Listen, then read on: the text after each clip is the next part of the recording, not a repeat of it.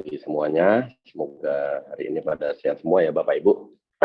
Jadi Tech Flash menyelenggarakan webinar kali ini terkait metode dan teknik pemeriksaan. Jadi Tech Flash itu kita mencoba mengedukasi. Saya sebagai mantan pemeriksa pajak mencoba memberikan edukasi ke teman-teman semuanya bagaimana cara kerja teman-teman pemeriksa pajak. Gunanya apa? Dalam hemat saya, kalau teman-teman mengetahui bagaimana SOP, teknik, metode teman-teman pemeriksa, kita anggap mereka teman-teman ya. Karena saya juga sekarang jadi bagian dari bukan mereka, tapi saya tetap menganggap mereka teman juga.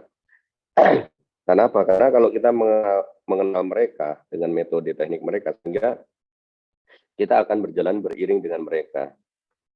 Ya, berjalan beriring dengan mereka. Gunanya apa? Kita insya Allah nanti respect each other ya, tentunya. Kita mengetahui cara kerja mereka, tapi mereka juga menghargai kita dengan hak-hak dan kewajiban kita, mereka dengan hak kewenangan mereka juga dan kewajiban mereka. Yang minggu lalu kita sudah sedikit memberikan gambaran. Oke, karena kita cuma punya waktu 2 jam dan mungkin ini nanti akan banyak pertanyaan ke Mas Adit ini nanti, karena Mas Adit yang akan membahas tentang teknik ya. Nah, karena saya jumpa Mas Adit itu 2015 Mas Adit ya.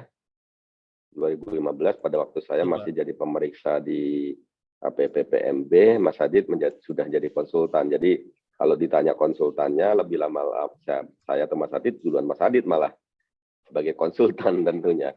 Sudah 8 tahun kurang lebih, mungkin lebih mungkin ya. Dan sekarang ibaratnya Mas Adit itu udah mengetahui cara bermain. Kalau catur bida hitamnya lah banyak. Sementara saya 21 tahun bermain catur sebagai bidak putih, sekarang saya belajar memainkan catur bidak hitam.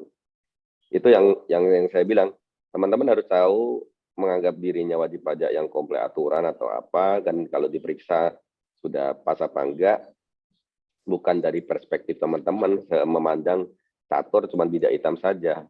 Catur ada bidak putihnya juga, begitu juga pemeriksa. Harapan saya setelah keluar juga ke teman-teman pemeriksa, karena beberapa kali saya juga memberikan workshop ya Mas Adit ya, in-house training di beberapa KPP, beberapa kanwil.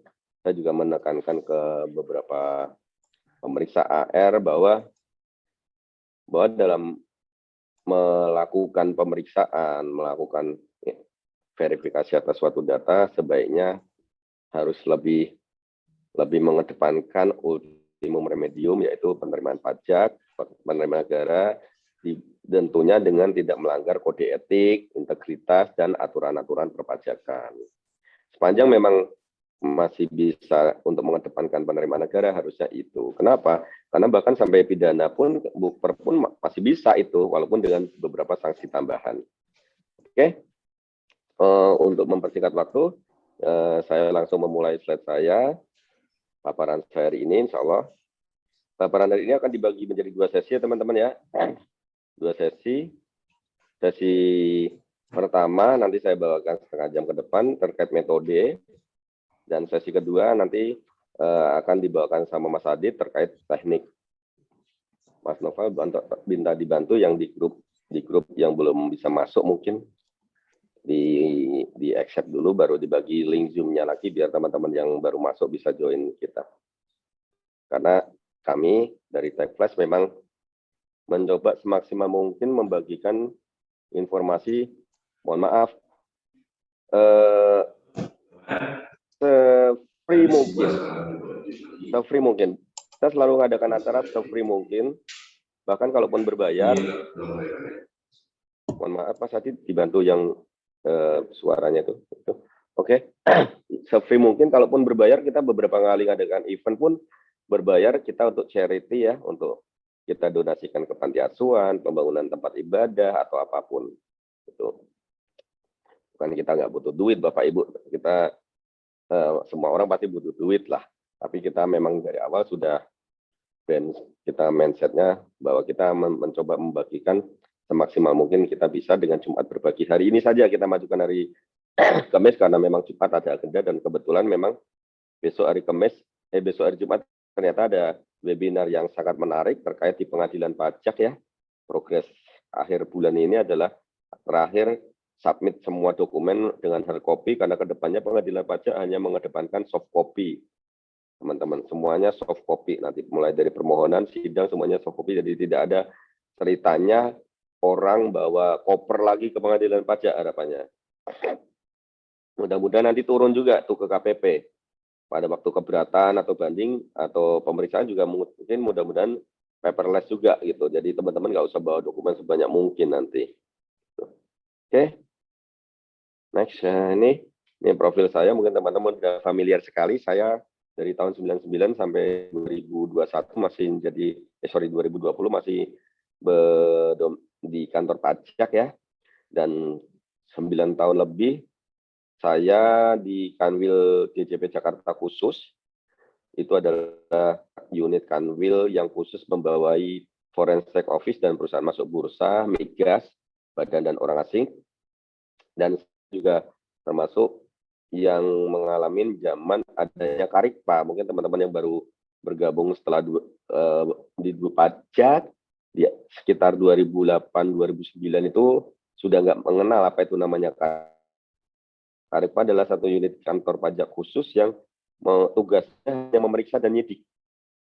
Tugasnya hanya memeriksa dan nyidik. Tidak ada itu namanya TPT, itu nggak ada di Karikpa. Tugas kami di Karikpa hanya memeriksa dan menyidik. Itu saja. Dibubarkan dan akhirnya beralih menjadi modern adanya kan KPP Madya dan teman-teman di KPP Pratama yang mulai adanya fungsional pemeriksa di situ. Oke, ini Mas Adit. Mas Adit mulai 2016 ya Mas Adit ya di JSC ya. Itu sudah mulai dari JSC, kemudian sampai dengan sekarang, alhamdulillah. Dan Mas Adit juga sudah memegang sertifikat APCIT Mas Adit ya dari IBFD terkait international tax khususnya di transfer pricing. Jadi tax flash juga banyak menangani membantu pemeriksaan terkait transfer pricing, pembuatan mulai dari pembuatan TPDoc, SP2DK atau pemeriksaan jika ada TPDoc bahkan sampai dengan banding atas TP transfer pricing. Oke. Ini memflashback kemarin Bapak Ibu ya, memflashback kemarin di mana aturan pemeriksaan itu masih ada di PMK 17 dan PMK 184 memang ada di 2021 terkait pelaksanaan Undang-Undang Ciptaker ada, tetapi sebenarnya tidak merubah banyak. Jadi kita masih mengacu ke PMK 17 dan 184 sebagai tata caranya. Ya. PP 74 sekarang sudah diganti dengan PP 95 dan sekarang jadi PP 50 ya, terkait tata cara pelaksanaan ini. Oke. Dalam pemeriksaan ada standar dan ada kebijakan. Standar pemeriksaan adalah melekat ke teman-teman pemeriksa, ya, di mana pemeriksa harus melakukan hal itu. Jika tidak melakukan hal itu, berarti pemeriksaannya tidak memenuhi standar. Dan jika tidak memenuhi standar mutu, standar pelaporan, standar kertas kerja atau apa, itu tentunya akan ada sesuatu yang di luar koridor pemeriksaan ya. Jadi nanti teman-teman akan belajar khususnya di SE 65. Karena kita nggak mungkin belajar SE 126 dan SE 04 terkait audit plan dan audit program. Itu melekat ke tim pemeriksa gitu. Nanti mungkin teman-teman kita akan lanjutkan di PR 07 tentang pemeriksa lapangan dan SE 10 tentang juknisnya ya. Bagaimana pemeriksaan lapangan. Nanti di sebelah kanan ini ada sesuatu yang khusus di mana PR 22 dan SE 50 terkait hubungan istimewa dan ada nanti WP Group. Hubungan istimewa atas transfer pricing sudah beberapa kali kita lakukan webinar terkait pemeriksaannya, SP2DK-nya, bandingnya dengan bendera sister kami di tag sign. Teman nanti akan kita coba mulai lagi untuk memberikan teman-teman melihat dari kacamata pemeriksaan, bukan dari kacamata hubungan istimewa saja. Kemudian untuk WP Group kemarin kita juga sudah memberikan gambaran sedikit pada waktu kita membuat webinar dengan HIPMI ya, HIPMI Surabaya ya. Mungkin nanti akan kita ulang lagi setelah kita membuat pembelajaran tentang metode dan teknik pemeriksaan. Oke, ini teman-teman ya gambarannya ya. Kalau teman-teman mau belajar tentang aturan, sebaiknya teman-teman belajar dari PMK-nya dulu. Ya, PMK dulu. Di dalam PMK nanti akan turun ke PER, dari PER akan turun ke SE ya. Jadi jangan langsung lihat di bawah dulu gitu. Kalau teman-teman sudah kuat di akarnya di PMK, itu nanti kalau ada sesuatu di SE atau PER yang menurut teman-teman melanggar di PMK, itu teman-teman bisa menanyakan atau mengkonfirmasi atau mencari di riset apakah benar atau sudah tidak sesuai koridor ya gitu. Di PMK aturan-aturan ini nanti akan kita bagikan di grup juga. Mas Adit nanti silakan dibagi ya Mas Adit ya. Semuanya kita bersihkan aturan-aturannya teman-teman sudah kita kompilasi dalam satu folder tersendiri, nanti kita mungkin akan bagikan dan teman-teman silahkan mengikuti membaca sendiri. Oke. Kenapa sih ada pemeriksaan? Rangkanya adalah seperti ini. Adanya pasal 12. Itu minta tolong yang itu di hide Mas Novel. PT Teknologi Ibu Sukesi. Oke, thank you. Adanya self assessment pasal 12 dan pasal 12 Undang-Undang KPP di mana wajib pajak menghitung store lapor sendiri. Itu tentunya dibalik wajib pajak untuk menghitung, memperhitungkan, menyetor dan lapor sendiri, kantor pajak dalam hal ini KPP dan AR itu berhak memverifikasi apakah pelaporan sudah sesuai kaidah-kaidah aturan, dan biasanya diklarifikasi dalam bentuk SP2DK ya. SP2DK itulah pintu masuk sekarang, pintu masuk untuk naik ke SP2DK tertangani dengan baik. Anda bisa menjelaskan dengan baik dan akan selesai dengan LP2 SP2DK, laporan LHP P2DK ya, laporan hasil pemeriksaan itu, dan hasilnya adalah wajib pajak sudah mengakui atau mengklarifikasi ada beberapa data dan membetulkan, kemudian store lapor lagi, mudah-mudahan tidak akan naik di pemeriksaan. Tapi karena sudah dikatakan pairing dengan tim pemeriksa, tapi kalau tim pemeriksa menganggap ini ada potensi yang lebih tinggi jika pemeriksaan, karena resikonya tinggi, mungkin akan dinaikkan ke pemeriksaan. Sehingga kewenangannya dilakukan pemeriksaan. Nah, pasal 29. Nah, di balik kewenangan tentunya harus mengikuti standar. Standarnya pasal 31 Undang-Undang KPP yang turunannya PMK 7 dan PMK 184 tadi teman-teman ya. Disitulah nanti teman-teman bisa pelajarin SOP-nya gitu. Oke, kita lanjut. Ini roda berjalan atas proses pemeriksaan. Surat perintah pemeriksaan akan turun, kemudian wajib pajak akan dipanggil untuk disampaikan pemberitahuan pemeriksaan, dan saat itulah dimulainya proses pemeriksaan. Ya, wajib pajak dipanggil untuk mengklarifikasi beberapa data dan memberitahukan proses pemeriksaan. Kick off pemeriksaan mulai dari sana. Jadi ada beberapa memang surat perintah pemeriksaan mungkin keluar Januari, Anda dipanggil bulan Februari tidak ada masalah karena memang saat dimulainya bukan Januari itu, tetapi saat Anda dipanggil untuk diberitahukan tentang pemeriksaan pajak. Pada saat datang itu akan diverifikasi untuk beberapa data, dan jika diperlukan khusus, pemeriksa akan ke lapangan untuk memverifikasi data. Kalau dulu saya sambil bercerita bahwa dulu saya sebagai pemeriksa, kalau saya ke lapangan biasanya saya akan meminta data karen. Data karen Bapak Ibu. Misalkan saya akan nanyakan, kalau Anda penjualan, pencatatannya bagaimana? Boleh saya lihat JL-nya? Dokumen pendukung apa? Bagaimana dokumen itu keluar dari gudang? Bagaimana barang itu keluar dari gudang? Nah, jika saya rasa diperlukan, sangat diperlukan, saya akan meminta data pendukung. Nah, dan disitulah Anda perlu menjelaskan tentang SPI Anda, ya. itu di SPI Anda, bagaimana proses Anda itu, sehingga jangan kaget kalau pemeriksa menanyakan, karena Anda kan harusnya tahu gitu. Nah, kalau memang pemeriksa merasa, oh titik inilah ada masalah nih, kayaknya misalkan buku gudang akan ada masalah atau apa, bisa jadi pemeriksa akan meminta data-data itu. Nah, itulah dinamakan permintaan data dan keterangan. Permintaan data dan keterangan itu bisa beberapa kali ya Bapak Ibu ya, tidak mungkin sekali, habis itu ada peringatan 1, 2. Bisa jadi minta lagi, karena kalau saya dalam pemerintahan pertama, saya listnya ada 10, peringatan 1 kan tidak mungkin tiba-tiba menjadi 11.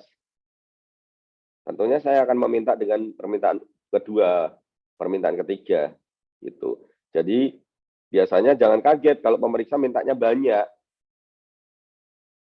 karena sebetulnya boleh berkali-kali.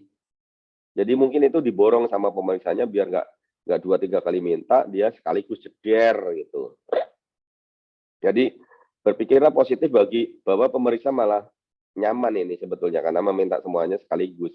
Anda bayangkan kalau Anda sudah minta, sudah mempersiapkan penjualan, tahu-tahu pemeriksa minta lagi terkait pembelian. Kan 2 kali kerja Bapak Ibu. Ya.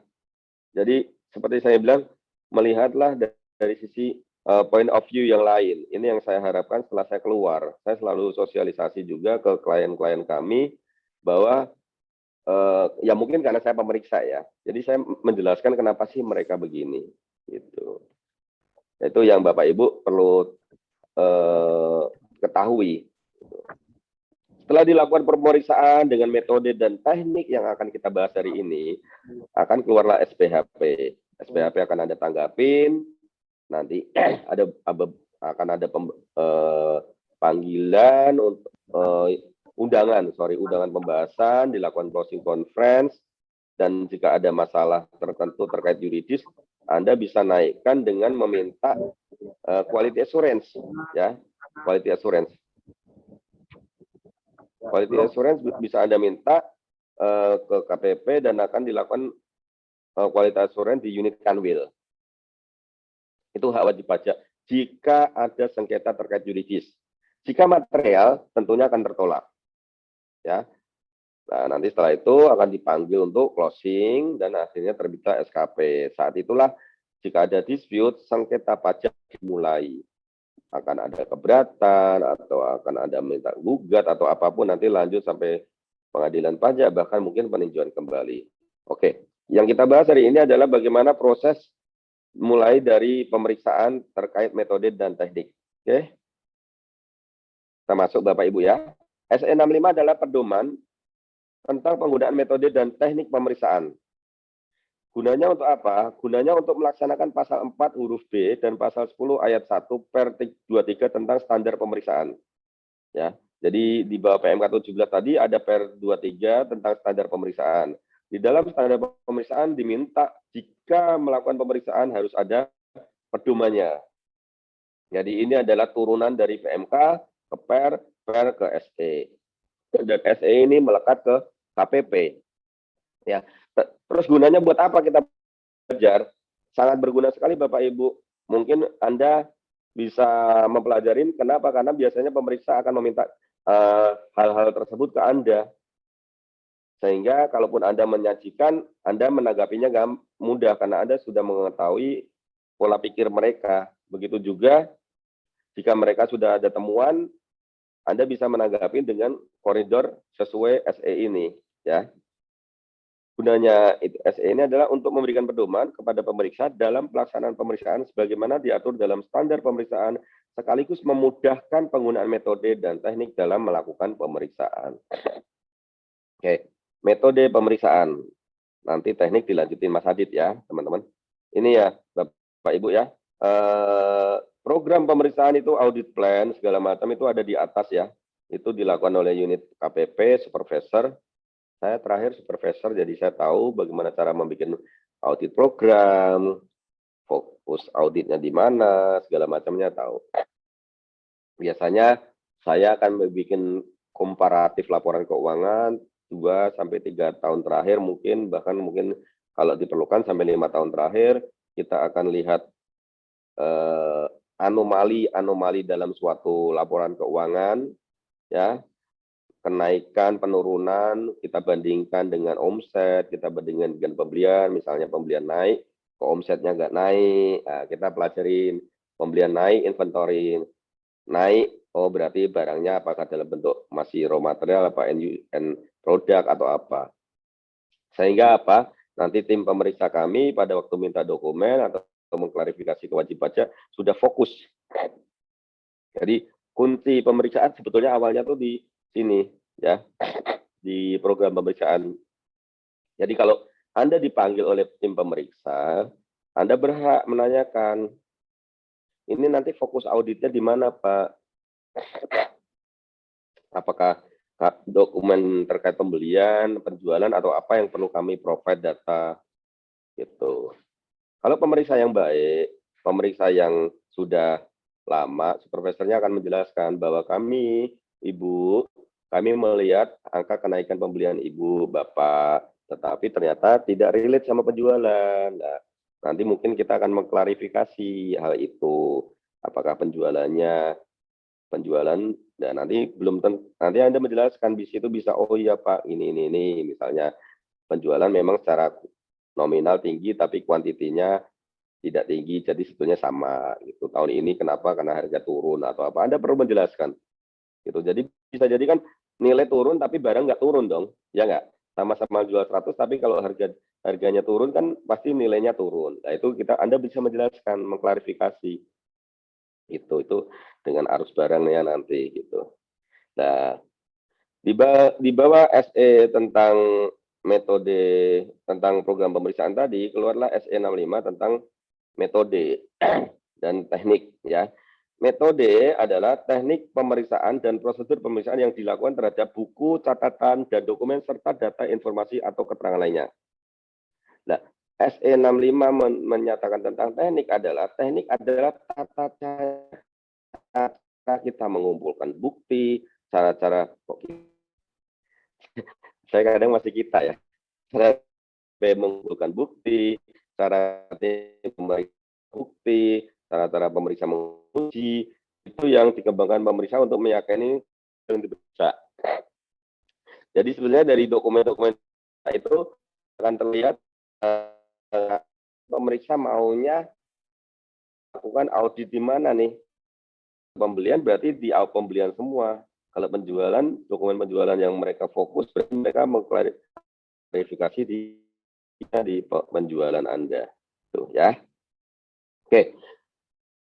Tadi proses pemeriksaan yang dilakukan terhadap buku, catatan, dan lain-lain. Ada dua metode langsung dan tidak langsung. Ya, metode langsung adalah teknik pemeriksaan dan prosedur pemeriksaan untuk menguji kebenaran pos-pos yang diperiksa secara langsung. Pos di buku-buku catatan dokumen terkait. Jualan, fakturnya. Nah, oke. Ini kalau sudah dicatat penjualan catatannya gimana? Oh, kita di Pak itu. Receivable atau apa nggak tahu kita. Nah itu aplikasi, oke. Bayar bagaimana? Oh ada saat dibayar begini Pak, baru keluar. Misalnya jasa ada keluar Pak. Dan gini. Nah oke, pencatatan. Jadi pencatatannya begini, kalau jual kamu itulah langsung. Jadi akan menguji dokumen-dokumen Anda, pencatatan Anda. Jadi itu mengklarifikasi apa yang telah dilakukan oleh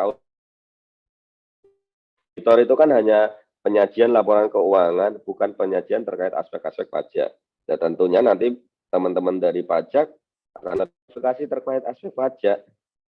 Oke, misalnya auditor invoice terlambat atau apa nggak terlayar, tapi bagi teman-teman pajak, ini kenapa invoice-nya terlambat? Kenapa pembayaran piutang paling bedanya ada timbul bunga atau apa. Kalau dari pemeriksa pasti beda. Mana kontraknya, mana invoice-nya. Nah, bedanya di situ. Jadi hampir sama dengan pemeriksaan biasa. Dan hampir sama. Dan pastinya nggak bisa sekaligus semuanya. Tentunya ada metodologi sampling. Jadi biasa itu saya pada waktu saya lakukan.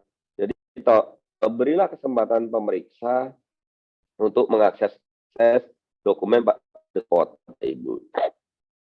Kenapa? Data keren jangan diperlukan. Bisnis Anda tidak berubah tahun begitu terus going concern-nya, tentunya pencatatan tahun lalu dan tahun ini akan sama. Bagaimana pembelian, bagaimana penjualan.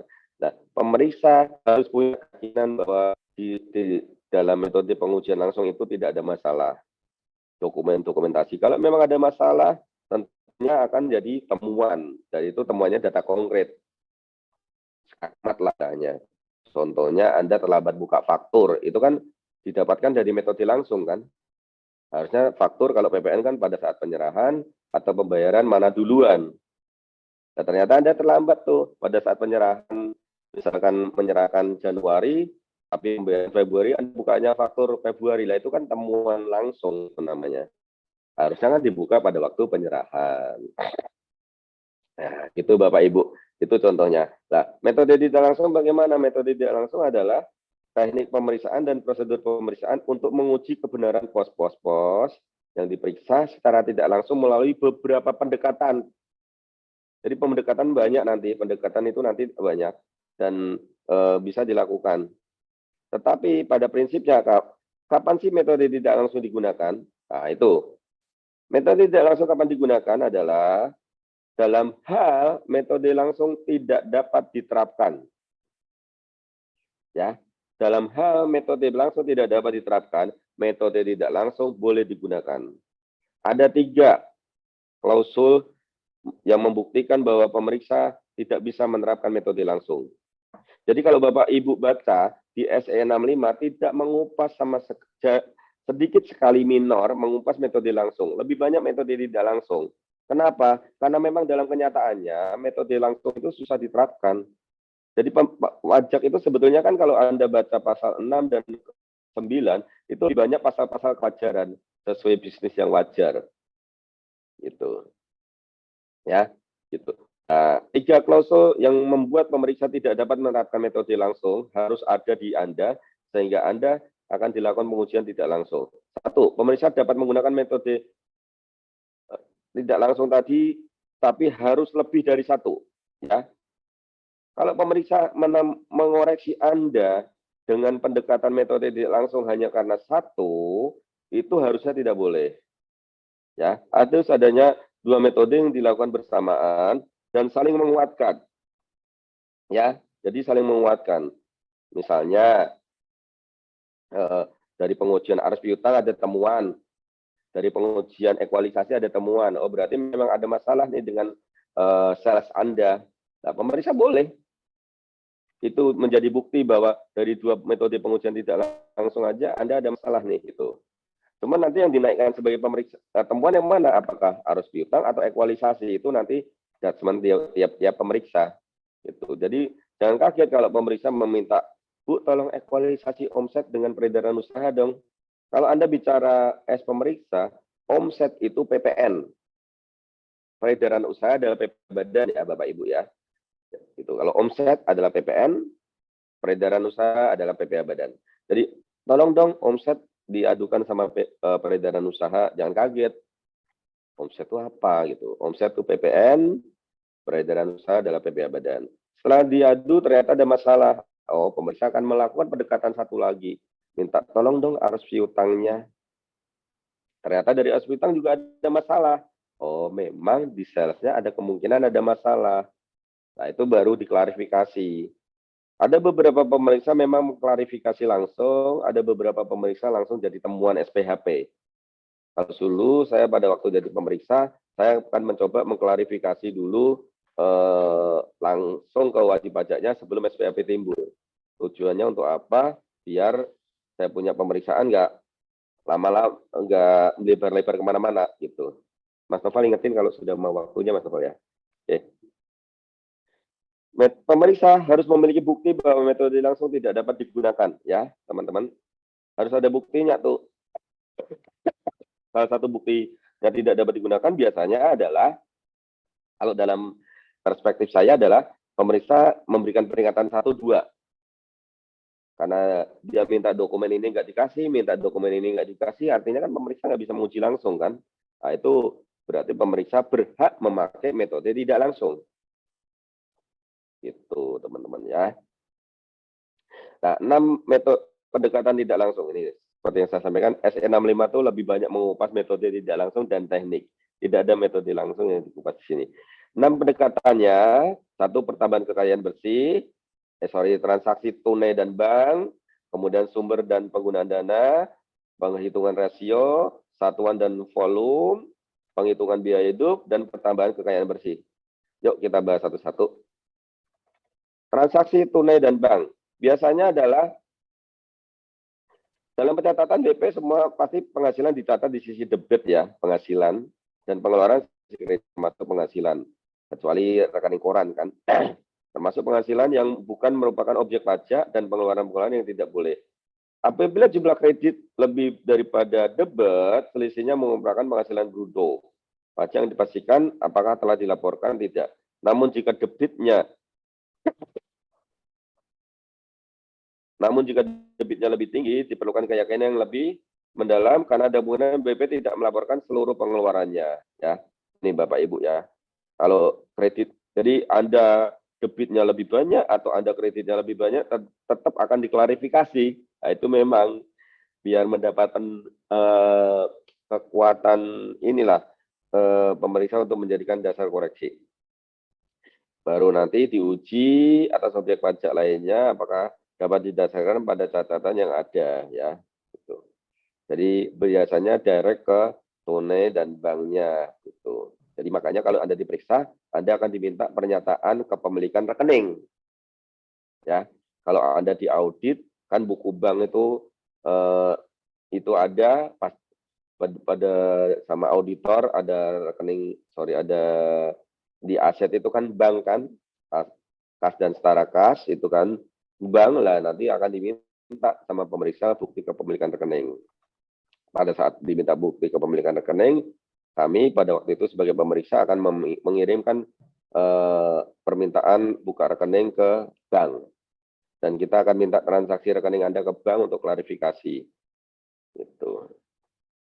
Kemudian ini tunai bank ya, metodenya bagaimana. Penghasilan bruto seharusnya final dan non final itu adalah jumlah semua bank saldo kas awal akan ditambah sama yang penerimaan ditambah semua penerimaan di sisi bank, nanti akan dikurangkan di sisi penerimaan yang bukan penghasilan, kemudian yang ayat silang, mungkin teman-teman sudah tahu lah itu. Ini seperti arus kas lah, arus kas bank. Jadi semua sisi hidup yang masuk bank, sisi kredit ya biasanya ya, dijumlahkan semua. Nanti akan dikeluarkan PPH nih, akan dikeluarkan tunai-tunai nih, akan dikeluarkan juga yang bukan penghasilan, akan dikeluarkan ayat silang, mutasi antar bank, kemudian yang bukan objek, misalkan utang piutang dan lain-lain. Ini pendekatan tunai bank nih. Oke. Kemudian penggunaan dana dari mana untuk apa? Pinjam dalam ini untuk operasional apa enggak nih? Oke. Nanti lebih banyak di teknik ya teman-teman ya. Ini penggunaan dana. Sumber dana, penggunaan dana. Saldo awal kas ditambah sumber dana adalah saldo akhir kas tambah penggunaan dana. Jadi awal kas mendapat dana utang masuk misalnya, akhir kas utang tadi untuk apa? Itu akan diklarifikasi. Ya. Kemudian perhitungan rasio, ada beberapa rasio yang dipakai pendekatan atau benchmark lah kurang lebih ya. Itu ada dari DJP tuh teman-teman. Terdapat data yang digunakan sebagai pembanding ini seperti secret comparable ya. DJP kan datanya lengkap, rasio, tapi sampai dengan sekarang pun benchmark ada kok ya. Masih ada ya pendekatan itu, masih berlaku, nanti bisa teman-teman cari. Metode langsung rasio biasanya adalah untuk menguji peredaran usaha, PP, dan lain-lain secara keseluruhan. Caranya dengan menganalisis data dengan persentase rasio pembanding. Misalnya untuk perusahaan manufaktur nih, gross margin-nya berapa? Loh kok gross margin Anda di bawah ini? Itu akan diklarifikasi. Dan itu sekarang banyak AR yang melakukan klarifikasi SP2DK, teman-teman kan. Itu. AR simple, karena benchmark ada. Kedua, apalagi kalau AR kanwil khusus, industri Anda kan, atau mungkin sejenis ya, itu data mereka pasti punya. Nah, nanti tinggal Anda jelaskan, gitu. Anda jangan nanya ini rasio dari mana, Pak. Nggak, mereka pasti bilang ada data, gitu. Tapi mereka pasti punya data. Cuman Anda tinggal menjelaskan, oh iya mungkin datanya begitu, Pak. Tapi industri kami, ya. Jadi Anda jangan mengcounter rasio itu nggak pas, gitu. Tetapi Anda mempertahankan bahwa rasio Anda pas. Intinya di situ. Kalau menanggapi SP23 atas rasio, ya. Karena rasio itu sudah top down ya, gitu. Rasio biasanya gross margin, COGS ratio, inventory turnover, AR turnover, ROA maupun return of equity. Kemudian pendekatan rasio ini ada beberapa formulanya, ya, kebutuhan-kebutuhannya bisa. Kemudian satuan volume atau rendemen ya, biasanya misalnya saya industri sirup, misalnya kalau membuat sirup tuh satu karung gula nanti hasilnya tuh berapa botol sirup dalam liter gitu. Itu nanti dihitung. Oh, misalkan satu karung itu menghasilkan 50 liter. Nah, ternyata kok hasilnya di tahun tertentu atau di bulan tertentu kok 45 liter. Secara rata-rata kok di bawah yang lain, ini kenapa? Itu harus diklarifikasi. Itu pendekatan tidak langsung metodenya. Nah, biasanya setelah mendapatkan kuantitinya akan dihitung price-nya, nah sales-nya. Jadinya biasanya, oh ini kok 45, yang lainnya 50. Di 50-in bisa jadi baru carry price, itulah sales yang bulan itu. Kecuali Anda bisa menjelaskan, oh iya Pak, pada waktu itu sempat tumpah beberapa sirup, ini buktinya, oh iya, bisa Anda tinggal sampein. Itu. Volume di perdagangan biasanya kuantitas barang dijual, di pabrikasi biasanya ada kuantitas end product atau bahan raw materialnya. Di jasa biasanya tergantung karakter itu usaha jasa. Kalau dokter dari jumlah kunjungan, pengacara jumlah jam konsultasi, minute of meeting-nya dia kan pengacara.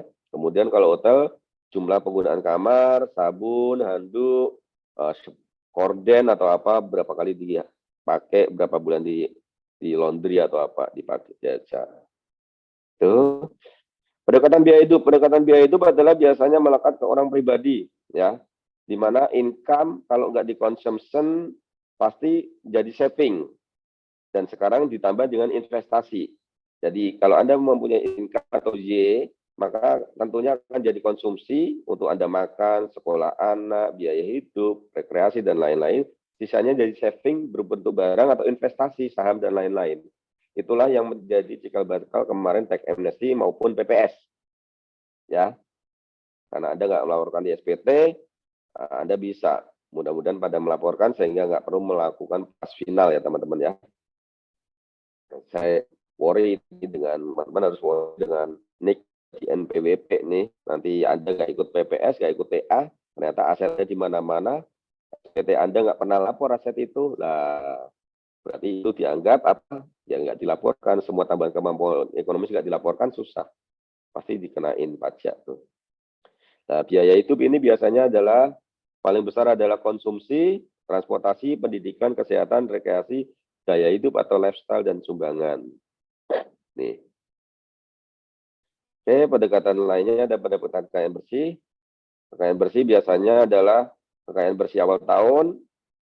Ini biasanya tabungan-tabungan kita awal tahun, ditambah kurang kekayaan penghasilan kita selama tahun, kemudian dikurangi biaya hidup, dan penghasilan yang bukan final.